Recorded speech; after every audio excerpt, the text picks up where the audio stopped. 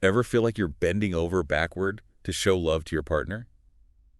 But somehow it just doesn't seem to be landing. Oh, yeah, like you're speaking different languages almost. That's exactly what we're diving into today, the fascinating world of love languages. And how understanding them can seriously level up your relationships. Exactly. We've been digging through some fascinating research and a really cool lecture on this topic. It's pretty amazing. Like, did you know the book, The Five Love Languages, has sold over 11 million copies? Oh, no, I didn't. Clearly, this is something people want to know about. So let's break it down. What are these love languages anyway? Well, it's all about how we express and experience love. Dr. Gary Chapman, the author of that book, he identified 5 core languages: words of affirmation, acts of service, receiving gifts, quality time, and physical touch. 5 different ways to say, I love you. Let's unpack these. Absolutely. So first up, words of affirmation. This is all about saying it out loud, right? Exactly. Compliments, words of encouragement, just telling someone you love them. Like little love boosts throughout the day. Exactly. Now, for some people, it's not about the words, it's about actions. That's where acts of service come in. Doing things for your partner, taking something off their plate. It's like that story from the lecture about Jessica. She felt so disconnected from her partner, but once he started helping around the house more, Boom! She felt seen and appreciated. acts of service for the win. Yeah. Okay, what about receiving gifts? Is this all about showering someone with diamonds? Not necessarily. It's more about the thought behind the gift. Ah, so a small, thoughtful present means more than something expensive but impersonal. Exactly. It's the "I was thinking of you" gesture that really speaks volumes here. Okay, now, quality time. I feel like this is a big one for a lot of people. In our crazy busy world, being present with someone, it's a huge gift. It is. Putting away your phone, really listening, engaging in meaningful conversations, that's quality time. So no multitasking while supposedly spending time with your partner. Nope. You gotta be all in for it to count. And finally, we have physical touch. Holding hands, cuddling, physical closeness, it's all part of this language. So we've got our 5 love languages: words of affirmation, acts of service, receiving gifts, quality time, and physical touch. It's amazing how different they are. But where did this whole idea even come from? Dr. Chapman, he developed the theory based on his work as a marriage counselor.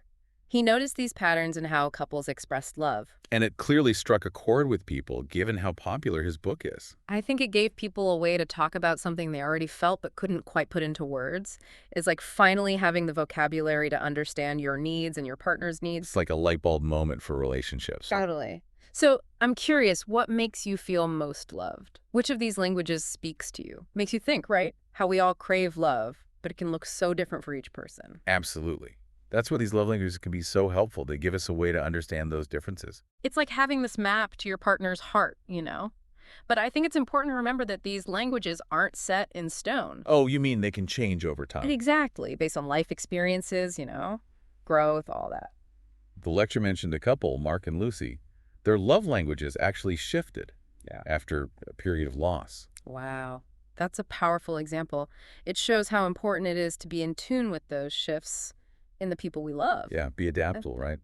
Now, we've been focusing on romantic relationships, but these languages apply to all kinds of relationships. Totally. Friendships, families, even the workplace. Understanding these languages can make a huge difference in how we connect with everyone around us. Like, imagine knowing your best friend's love language is acts of service. You could offer to help them out with something, and it would mean the world to them. Right. Or knowing your sibling values quality time above all else.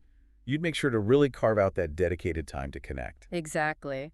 Even at work, these languages can play a role. Let's say a coworker thrives on words of affirmation. You could give them a genuine compliment on their work. And it could really boost their morale. But how do you navigate that in a professional setting? It feels like there's a fine line there. Definitely. It's about being mindful, using good judgment, a thank you note, offering to lend a hand with a task. Little gestures that go a long way. Exactly. And I think that's what's so cool about the love languages. They're not just about romantic love. They're about how we connect as humans. It's like having this universal language of appreciation. I love that. Now, let's dive a little deeper, shall we? One question that often pops up. Can someone have more than one love language? I was just thinking that. It seems like people wouldn't fit into just one box, right? Absolutely. Many people resonate with a blend of languages. You might find that both quality time and acts of service are super important to you. So it's not about picking one and sticking to it forever, more about understanding those individual nuances. Precisely. And that brings up another fascinating question. Should we try to master all 5 love languages? Whoa, that's a tall order. Is it even possible to be fluent in all of them? It's a challenge, for sure. While being adaptable and understanding all 5 is great, I think it's more realistic to focus on what matters most to the people we care about. Prioritize, right? Be intentional. Exactly. Understanding our own strengths, limitations, and being open to stepping outside our comfort zones to meet our loved ones' needs. It's like learning any new language. It takes effort, practice, a willingness to try, even if it feels a little awkward at first. That's a fantastic analogy. Just like a new language opens up communication and connection, well, understanding the love languages can have a similar effect on our relationships. Bridging those gaps in understanding, building those strong, meaningful connections. Precisely. And I think that's a key takeaway for our listeners today. Love languages, they're not just about grand romantic gestures, they're about those small everyday actions that really make a difference. It's about paying attention, being thoughtful, speaking that language that truly resonates with the people we love. Couldn't have said it better myself. We've covered a lot of ground on this deep dive into love languages, haven't we? Yeah, we have. From the 5 core languages to their impact on relationships and how they even apply beyond romance. But I think it's worth acknowledging that there are some complexities, maybe even controversies around this whole idea. That's true. It wouldn't be a real deep dive if we didn't address those. I mean, can we really capture the vast spectrum of love with just 5 categories? Right. Some critics say that these 5 languages oversimplify a really complex emotion, like they miss out on some of those nuances. Yeah, I can see that. Love isn't always so clear-cut. It can be messy and unpredictable. Definitely. But I think it's important to remember that these 5 languages, they're meant to be a framework, a starting point for understanding, not a complete definitive answer to everything about love. So more like a guide than a rule book.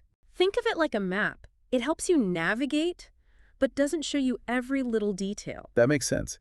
It's about using these languages to communicate better and understand each other better, not about putting ourselves or our loved ones into these rigid boxes. Exactly. And I think that's where the real value lies, right? Giving us this shared language to talk about our needs and desires, especially when those needs might be different from our partners. That's so important. So even if acts of service isn't my go-to love language, if I know it's important to my partner, I should make an effort to, speak their language. Absolutely. Adaptability is key. Stepping outside our comfort zones to make our loved ones feel seen and appreciated. It's like learning a new language, right? Yeah. Takes effort, practice, maybe a little fumbling at first. Love that analogy. And just like learning a new language can open up a whole world of connection, understanding those love languages can really deepen our relationships in a powerful way. It's not about being perfect, is it?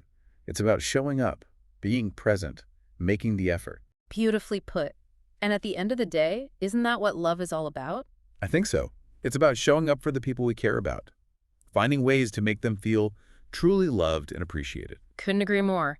And on that note, I think it's time to wrap up this deep dive into the world of love languages. We hope this has given you some insights and maybe inspired you to put some of this knowledge into practice in your own life. Keep exploring, keep learning, and keep speaking the language of love in all your relationships. Until next time.